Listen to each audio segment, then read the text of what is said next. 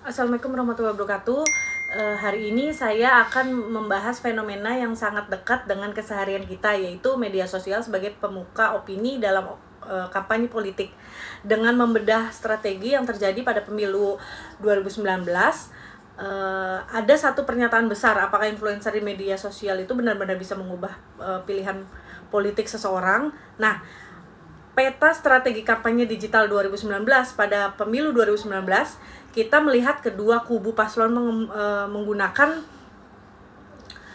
menggunakan strategi yang berbeda dalam memilih pemuka opini digital mereka itu sendiri. Kubu Jokowi dan Ma'ruf Amin cenderung merangkul selebriti layar kaca yang konvensional seperti Nafa Urbach dan Tina Toon untuk menjangkau massa lebih luas. Di sisi lain ada kubu Prabowo dan Sandi, lebih banyak mengandalkan selebgram atau figur asli media sosial seperti Rahel V-nya atau Sarah Gibson. Target utamanya sama, merebut suatu kelompok pemilih pemuda yang dominan di internet. Yang kedua itu ada teori alur dua tahap. Mengapa influencer ini begitu penting secara akademis? Hal ini dijelaskan melalui teori alur dua tahap itu.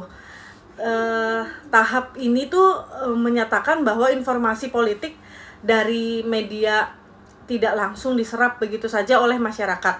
Ada tahap perantara informasi dan tahap perantara informasi tersebut tuh dia tangkap terlebih dahulu oleh orang-orang yang aktif, yaitu para opinion leader atau pemuka opini. Lalu disaring dan dikemas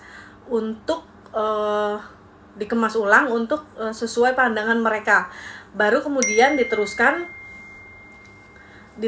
kepada para pengikut followersnya. Nah, yang ketiga itu ada mitos perubahan pilihan politik. Namun, ada fakta dari riset komunikasi pengaruh media sosial ini sebenarnya tuh bersifat moderat atau terbatas. Berdasarkan klarifikasi perilaku pemilih, mayoritas masyarakat adalah early deciders.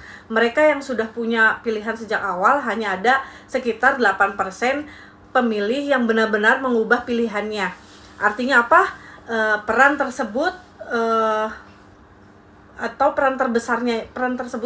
terbesarnya adalah influencer di media sosial, bukan untuk mengubah pikiran lawan politik, melainkan untuk memperteguh dan memantapkan pilihan orang-orang yang memang sudah mendukung mereka secara reinforcement atau memang sudah fanatik. Yang nomor 4, mengapa influencer itu efektif? Kompetisi dan kesamaan. Kekuatan seorang influencer politik terletak pada dua hal: kompetisi yang diakui oleh pengikutnya dan kesamaan similarity. Kita sebagai manusia cenderung lebih percaya dan dipengaruhi oleh orang yang memiliki kesamaan minat, gaya hidup, dan nilai nilai yang menjadi kesamaan dengan kita. Di Indonesia hal ini erat katanya dengan identitas sosial. Seorang influencer akan sangat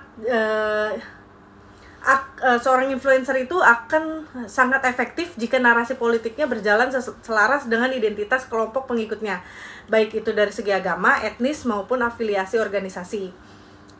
Sebagai kesimpulannya, influencer politik adalah pemuka opini modern yang bekerja dalam jaringan horizontal yang setara dengan audiensnya.